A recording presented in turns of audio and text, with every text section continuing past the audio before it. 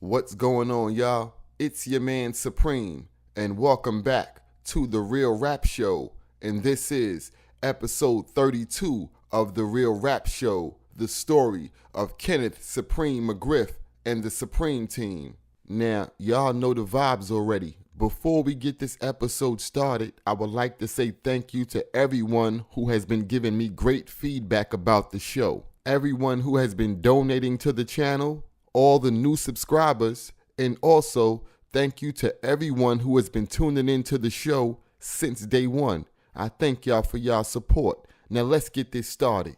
In the early 80s on the streets of Southside Jamaica, Queens, Kenneth Mcgriff started out as a member of the 5% Nation Guards and Earths. This was the early 80s, Southside Jamaica, Queens. It was a lot of dudes getting a lot of money. A lot of dudes were starting their way into the game to become drug kingpins. And also, the younger dudes that was coming up looked up to that lifestyle and they wanted to be like these dudes. They wanted the attention from the girls, the jewelry, the money, the power. And also, at this time, it was real easy to get into the game. So, with him being a member of the 5% Nation, they gave him the name Sapreme. And in the neighborhood, Sapreme had a little crew of guys that he was teaching the 5% lessons to, so these little guys could have knowledge of self and could become members of the 5% Nation. They was under him, being that he was giving them the lessons. Sapreme titled his little crew the Sapreme Team. The year is 1985, and the Sapreme Team is now in the drug game, selling little nickels and dimes on the streets of Southside Jamaica, Queens. Sapreme and his crew began getting so much money off the drug game, he purchased a bulletproof 500 Mercedes-Benz, and that's what he would drive around Queens in with members of the Sapreme Team. But there was another dude in Queens who was really getting money, and this is the dude who Kenneth Sapreme Mcgriff was getting his drugs from to sell on the streets.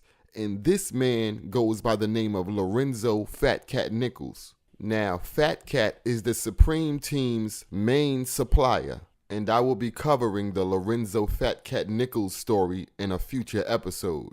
In 1985, the feds arrest Lorenzo Fat Cat Nichols on drug conspiracy and weapons charges. After Fat Cat got locked up, Sapreme and his crew was making $200,000 to $300,000 a day off selling crack on the streets of Queens. I want to make a special dedication to my man, my brother, who ain't with us right now. He with us in heart and mind. Fat Cat! Fat Cat! But in 1987, Sapreme and some members of the Sapreme Team are arrested and indicted on drug charges. Now, even with Sapreme being the ringleader of this whole organization, he only gets 10 years in prison. While Sapreme is serving his 10-year bid, there are still members of the Sapreme Team that are left on the streets of Queens. The person that took over the crew while Sapreme was inside was a guy by the name of Gerald Prince Miller. And this dude Prince didn't tolerate nothing. People started to wind up dead on the streets of Queens. The feds knew about a total of 8 people that were killed by the Sapreme Team while Gerald Prince Miller was in charge, while Sapreme was doing his 10-year bid. Hold on, let me take the story back a little bit for y'all. In 1985, Fat Cat was already on the feds' radar. I don't know for what reason, but they wanted him. They also knew that Fat Cat was on parole. So one day, Fat Cat goes in to see his PO, whose name is Brian Rooney.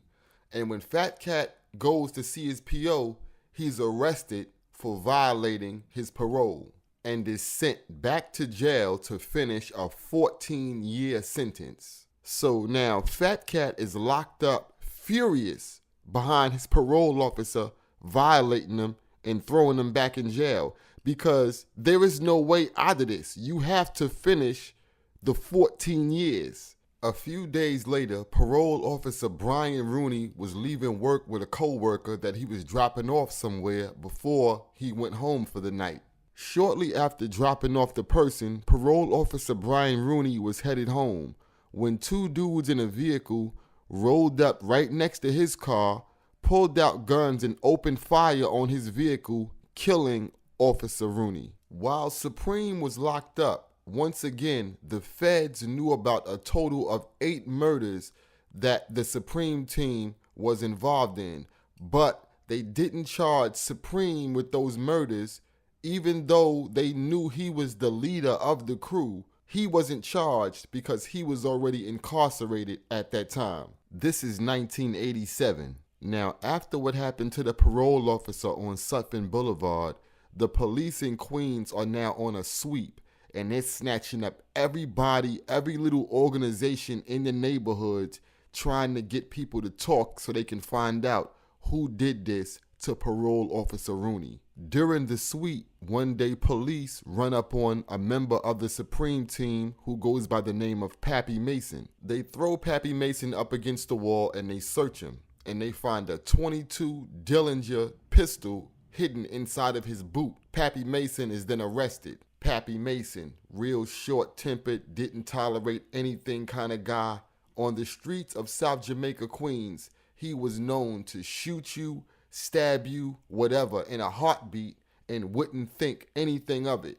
That's what kind of dude Pappy Mason was. But the police's main objective was to find out who did this to the parole officer. Now, Pappy Mason is on Rikers Island, and he's mad because Pappy Mason felt like the police shouldn't have stopped him. He shouldn't have been arrested.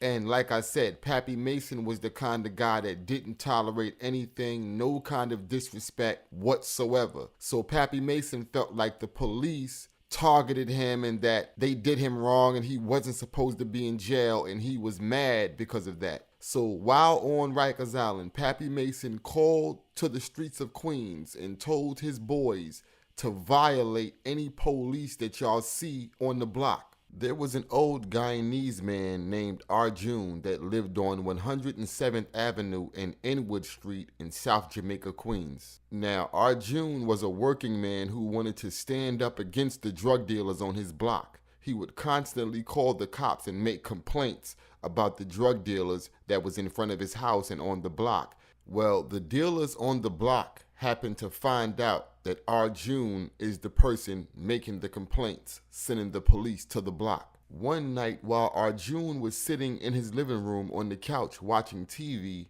someone threw a Molotov cocktail through Arjun's living room window, setting his living room on fire. Arjun was not injured in the attack, but the attack was a warning from the dealers outside to let Arjun know that they knew that he was the person calling the police on them. After the firebombing, one day, one of the dealers spotted Arjun getting into his car leaving work. He approaches Arjun's car and threatens him and tells Arjun that him and his family have a week to get out of the neighborhood. Arjun then contacts the police. To protect Arjun, police from the 103rd Precinct assigned 22-year-old rookie cop Edward Byrne to patrol Arjun's block and make sure he's safe. Let's take the story back a little bit. Remember when Pappy Mason called from Rikers Island and told his homeboys on the streets to violate the first police that they see on the block? On February 26, 1988, on 107th Avenue and Inwood Street at around 3 o'clock in the morning, Officer Burns was sitting in his patrol car reading a book when a car with 4 dudes in it pulled up beside his car. 2 dudes got out the car and one of them knocked on his passenger side window. When Officer Burns turns to see what he wants, another dude crept around to the driver's side. And while Officer Burns was talking, the dude on the driver's side shoots Officer Burns in the head 5 times, killing him. The other 2 dudes was holding him down as lookouts as these 2 dudes just did this.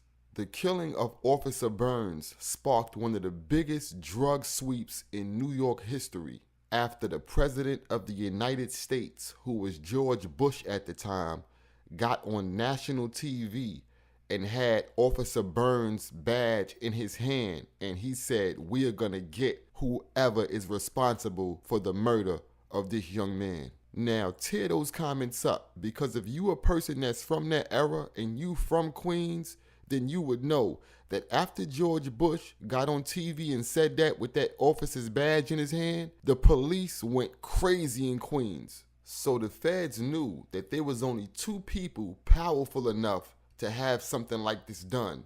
And those two people were the two people that were already in custody.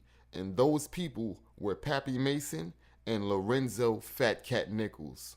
So the first person that the feds started looking into was Lorenzo Fat Cat Nichols. So what the feds do is they obtained Fat Cat's phone call records from prison to find out who is he calling the most. And it comes to find out, as big as this guy is on the street, the only person he seems to be contacting is his sister. So the feds wiretap Fat Cat's sister's house phone. And in the process of the feds trying to find out if Fat Cat set up the killing of Officer Byrne, they find out that Fat Cat's sister is helping him run his drug operation. What was funny about Fat Cat's sister, the feds said that when Fat Cat would call, she would always say, "I feel like my phone is being tapped. Don't say anything." But in the next breath, she would start blurbing out freely on the phone about everything that was going on, the drugs, who was coming to get it, how much money was being made, everything. I want to stop the story for a minute, because you know what's funny about this? If you from the street and you listening to me right now, what I'm about to say, you probably can relate to this. You ever been on the phone with somebody and the person that you're on the phone with go, "I ain't gonna talk too crazy over the phone, but you heard what happened, right?" And you go, "Yeah, I heard what happened, but what went down with that?" And then the person that just said he not gonna talk too crazy over the phone, he ends up going, "Yeah, you heard so-and-so did that." Yo, bro, you just said you just gave away the person that the police is looking for. So what was the whole purpose of you saying you not gonna talk crazy over the phone? I just had to bring that up because I've been on the phone with people like that, and I would hang the phone up and go, "Damn, well, you just told me on the phone that you wasn't gonna talk crazy over the phone about it, but at the end of the conversation, you end up giving away the person that actually did it and more." So that's how Fat Cat's sister was. This dude, Fat Cat, would call his sister's house sometimes 2-3 times a day, every day. And his sister would get on the phone, and like I said, she would say, "Don't talk crazy on the phone because I think my line is tapped." But she would go right ahead and forget she even said that and blab about everything that went on that day and everything else.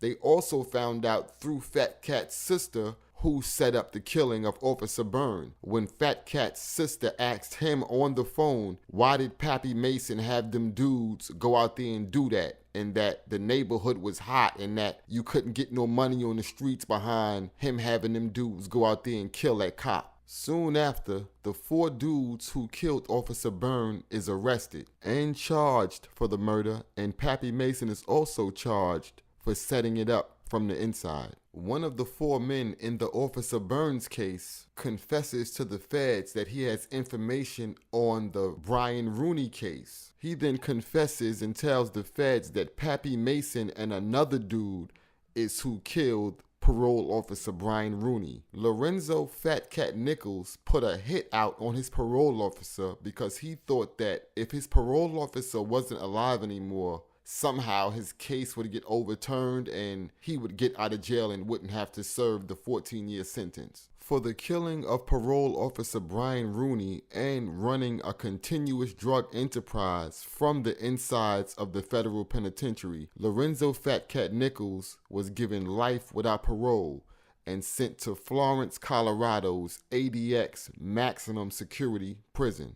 And for setting up the murder of rookie cop Edward Byrne, Pappy Mason also received life without parole and was also sent to Florence, Colorado's ADX Supermax prison for the rest of his life. The shooters received life without parole. The feds arrest Fat Cat's sister and also Fat Cat's mother, who I believe the feds say was holding money for Fat Cat. The feds also had Fat Cat's mother on the phone talking with his sister about the drug operation.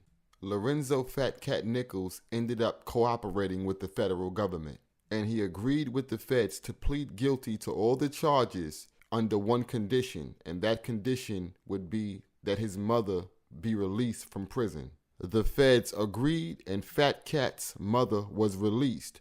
If I'm not mistaken, I think his sister ended up doing like 5 years or something like that. A decade later, Kenneth Sapreme Mcgriff comes home from federal prison and immediately jumps right back into his old drug dealing days lifestyle and begins selling cocaine again, this time trying to align himself with the now powerful music industry. Sapreme teams up with music mogul at the time Irv Gotti, who was also from Queens. Irv Gotti was the CEO of one of the most talked about record labels at that time, Murder Inc. Records, where at that time was the home of platinum selling artists Ja Rule and Ashanti. But Sapreme ends up getting busted by the feds again for distributing cocaine and also for setting up the murder of a local rapper and stick-up kid who went by the name of E Moneybags. Kenneth Sapreme Mcgriff's most famous beef is the one that he had with the rapper 50 Cent, where allegedly he had the rapper 50 Cent shot 9 times. Kenneth Sapreme Mcgriff is now at Florence, Colorado's ADX Supermax prison serving a life sentence. Thank you for watching. It's your man Sapreme, and you are just now tuned in to The Real Rap Show, and this was episode 32 of The Real Rap Show, the story of Kenneth Sapreme Mcgriff and the Supreme team. Hit that like button if you enjoyed this episode. Subscribe to the channel and also hit that notification bell so you can stay in tune when new episodes of The Real Rap Show is released. Y'all stay safe out there.